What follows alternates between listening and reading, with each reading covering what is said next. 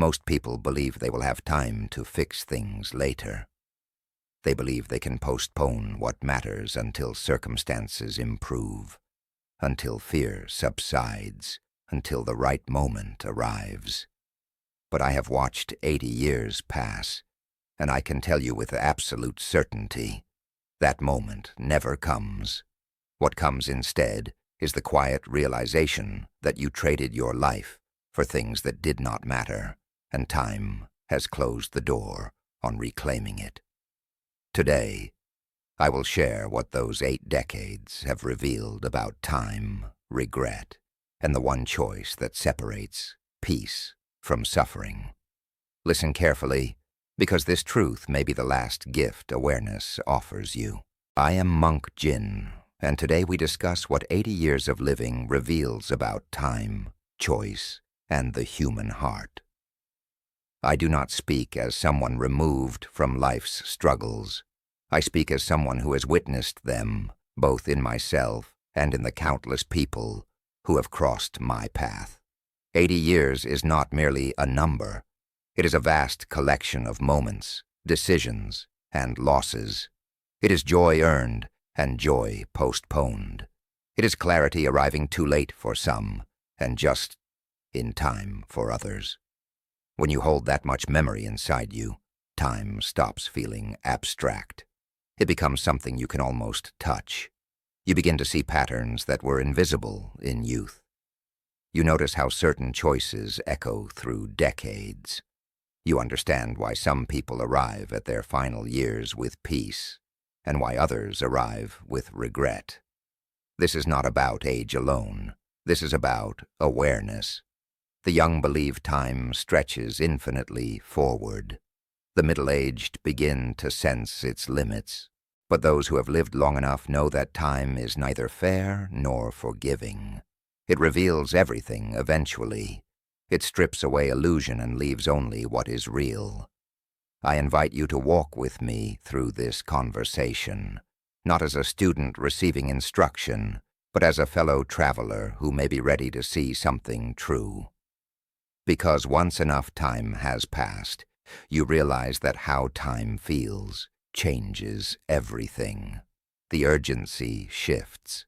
The priorities clarify. What once seemed essential becomes trivial. What was postponed becomes impossible. And that understanding, if received with courage rather than despair, can still guide you today. This is why we begin here, at the edge of 8 decades, looking back with honesty and forward with whatever time remains. We start with what has been learned, not what has been lost. Most of us live inside a particular illusion. It is not dramatic or obvious. It is quiet and pervasive. The illusion is this: there will always be more time later, later to pursue what matters, later to say what needs saying, later to become who you truly are. This belief shapes your choices in ways you do not notice until those choices have accumulated into a life. You accept work that drains you, because later you will find something better. You stay silent in relationships because later you will have the courage to speak. You postpone travel, creativity, honesty, and connection because later feels safer than now. And for a long time, this strategy appears to work. You survive, you meet obligations, you maintain appearances, but something begins to happen as the years pass. A restlessness emerges, an anxiety that has no clear source, or perhaps a numbness, a sense that you are watching your own life from a distance rather than living it. You may feel this now. You may have felt it for years. I want you to know that this feeling is not weakness or failure. It is awareness trying to surface. It is your inner truth reminding you that time is not infinite and that later has been arriving all along. The illusion does not break suddenly. It erodes gradually as birthdays pass, as friends depart, as energy wanes, as opportunities close. And one day you realize that later has become now, and now is not what you intended. This is the moment many people face in midlife and beyond. This is why we must examine what has been postponed and why. Aging reveals truths that youth can ignore. When you are young, time feels like an open field stretching in all directions. You can afford mistakes because recovery seems guaranteed. But as years accumulate, the field narrows. The horizon becomes visible. You begin to understand that some doors close permanently, and that energy, health, and possibility do not wait for permission. This is not about fear. This is about clarity. I have observed one central truth across nearly every life I have encountered. It appears in different forms, but always carries the same weight. The truth is that most people reach their later years and realize they spent their life serving something other than what mattered most to them. They served approval, they served comfort, they served fear. And in doing so, they postponed their own truth until it was too late to fully reclaim it. This is not judgment. This is observation, born from decades of listening to those who confess their regrets and those who live with peace. The difference between these two groups is not talent, intelligence, or circumstance. The difference is whether they found the courage to align their choices with their inner truth before time made that alignment impossible. I share this with you now because awareness itself is a gift. Many people never receive it. They live and die inside the illusion we discussed, never questioning whether the life they built is the life they wanted. But you are here. You are listening.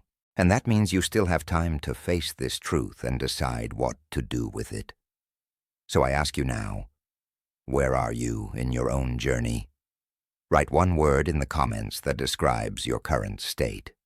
Peaceful, confused, regretful, searching, or any word that feels true.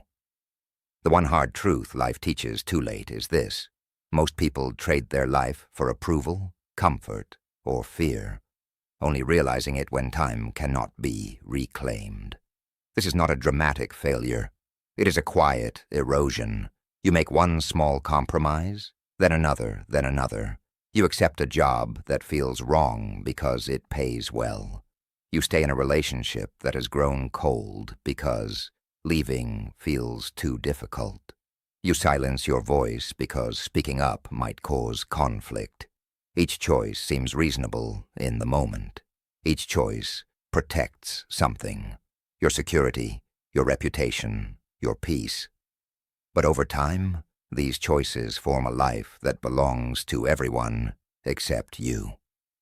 This pattern appears across all cultures, all levels of wealth, all degrees of intelligence.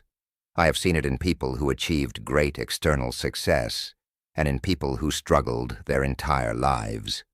The specific circumstances vary, but the underlying trade remains the same. You give away your time, your energy, and your truth in exchange for something that feels necessary, but ultimately leaves you empty. I do not speak of this as an outsider. I have lived long enough to see this pattern in myself. I have made choices out of fear. I have postponed what mattered. I have spent years recovering what was lost to hesitation. This is why I understand that the trade is not made consciously. It is made gradually, under pressure, in moments when clarity is difficult and safety is seductive. But understanding why this happens does not remove its consequences.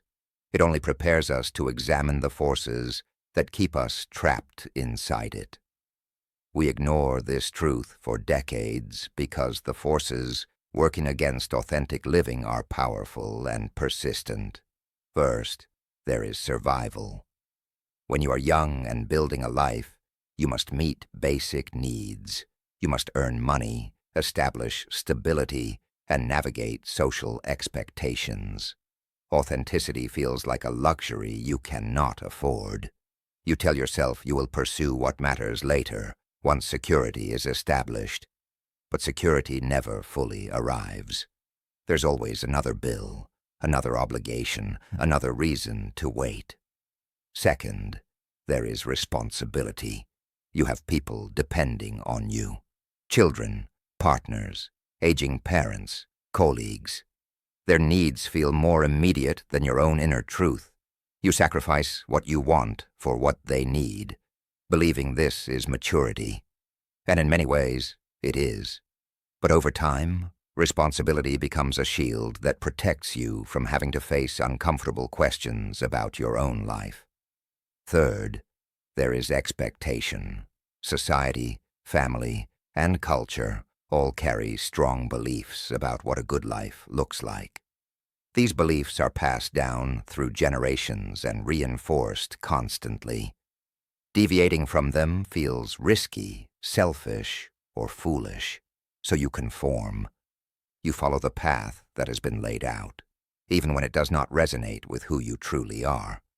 These forces feel safe in the short term. They provide structure, approval, and predictability, but they quietly drain meaning from life. You wake up one day and realize you have spent years, perhaps decades, living according to rules you never chose. And by then, changing course feels impossible. This is the cost of autopilot. This is why awareness must arrive before energy and time run out. The spiritual cost of living on autopilot is not measured in missed opportunities alone. It is measured in the erosion of peace and self-respect. When you disconnect from your inner truth, something inside you begins to wither. You may not notice it immediately. You remain functional. You complete tasks. You maintain relationships.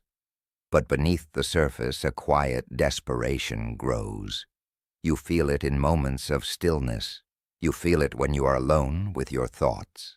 It appears as a persistent sense that something is wrong, even when nothing specific has gone wrong. This is your spirit recognizing the distance between who you are and how you live. There's a difference between being busy and being truly alive. Being busy fills your calendar. Being alive fills your heart. Autopilot keeps you moving but removes intention. You go through the motions without asking why. You pursue goals that were chosen for you, rather than by you. You measure success by standards that never resonated with your deepest values. And in doing so, you slowly lose connection with yourself. Spiritual maturity is not about religion or ritual. It is about clarity, presence, and courage. It is the ability to see your life honestly and align your choices with what you know to be true. When you live on autopilot, this maturity cannot develop. You remain reactive rather than intentional. You remain fragmented rather than whole. The cost accumulates silently, until one day you realize you have spent years ignoring the voice that was trying to guide you. And by then, the regret has already begun to form. This is why we must turn toward it now, while understanding can still become action. The quiet regrets people confess near the end of life are remarkably consistent. They rarely involve things that were attempted and failed. They involve things that were never attempted at all. I have listened to countless people in their final years, and their regrets share a common theme: silence and hesitation. They regret not speaking honestly in their relationships. They regret not pursuing work that aligned with their values. They regret prioritizing approval over authenticity. They regret waiting for permission that never came. They regret believing that time would always provide another chance. These regrets are not dramatic. They are quiet and pervasive. They are the accumulated weight of moments when truth was known but avoided, when courage was possible but not chosen, when clarity arrived but was dismissed. What makes these regrets particularly painful is that they are not about external circumstances, they are about internal choices. No one forced these people to remain silent. No one forced them to postpone their truth. They did it themselves, often believing they were doing the right thing, the responsible thing, the safe thing. But regret itself is not only painful, it is also a teacher. It reveals where truth was avoided and why. It shows you which choices carried real weight and which were simply noise. It clarifies what actually mattered beneath all the distractions and obligations. The gift of hearing these regrets now, while you still have time, is that you can use this information. You can examine your own life and ask where you are repeating these patterns. You can choose differently before hesitation becomes permanent. So I ask you now, what from this section resonates most deeply with you? Share one struggle, realization, or habit that feels most familiar, so that naming it becomes the first step toward changing it. How do you live differently, starting today? The answer is simpler than most people expect. Change does not require dramatic escape. It does not require abandoning your responsibilities or upending your entire life. It requires honest alignment with what you already know. Deep within you, there is a voice that has been speaking for years, perhaps decades. It has been telling you what matters. It has been pointing toward what feels true. You have heard it in quiet moments, in moments of frustration, in moments when you briefly allowed yourself to imagine a different way. The first step is to stop dismissing that voice. Stop treating it as impractical, selfish, or naive. Start listening to it with the same seriousness you give to external demands. This does not mean acting impulsively. It means bringing awareness to your daily choices and asking whether they align with what you value most. Begin small. If honesty matters to you, practice speaking one true thing today that you would normally keep silent. If creativity matters to you, dedicate 15 minutes to it without apology or justification. If connection matters to you, reach out to someone you have been avoiding. These actions may seem insignificant, but they are not. They are the beginning of reclaiming your life from autopilot. Consistent courage reshapes an entire life over time. Each small choice builds momentum. Each moment of alignment strengthens your ability to choose authentically the next time. You do not need to fix everything at once. You need to start honoring what you know to be true. One decision at a time. This is how peace is built. This is how regret is prevented. Not through perfection, but through honest, persistent alignment between your inner truth and your outer life. What does a life without this regret actually look like? It is not a life without difficulty. It is not a life where everything works out perfectly. It is a life where choices match values, where actions align with what matters most. The emotional state of people who live this way is noticeably different. They carry a certain peace that does not depend on circumstances. This peace comes from knowing they are living honestly. They are not performing for approval. They are not postponing what they know needs doing. They are present with their own life rather than constantly preparing for some future version of it. They experience challenges, loss, and uncertainty like everyone else. But they do not carry the additional burden of inner conflict. They do not lie awake, wondering whether they are wasting their life. They do not feel the quiet desperation of living according to someone else's expectations. In later years, this peace becomes even more valuable. As energy wanes and time becomes more obviously limited, fulfillment does not come from what you accumulated. It comes from how you lived. Those who spent their years pursuing external validation often find that achievement rings hollow. Those who spent their years in alignment with their truth find that simplicity brings satisfaction. A simple meal shared with people you genuinely love carries more meaning than any accolade earned while disconnected from yourself. A quiet morning spent in awareness carries more peace than a busy schedule filled with obligations you resent. This is what becomes possible when you stop trading your life for approval or comfort. You discover that the richness you were seeking was never in accumulation. It was in presence, honesty, and alignment. And that discovery, even if it arrives late, can still reshape your remaining years completely. The question that decides the rest of your life is this: will you stop postponing what you already know is true? Everything we have discussed points to this single choice. You have heard the truth about time. You have seen the pattern of regret. You understand the cost of living on autopilot. You know what alignment looks like. Now the question is whether you will act on this knowledge or continue as you have been. I want to remind you of something important. Awareness itself is a gift many never receive. Most people live and die without ever questioning the life they built.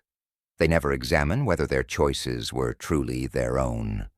They never face the uncomfortable truth about time and postponement. But you have received this awareness. You are here at this moment with clarity that can still guide you.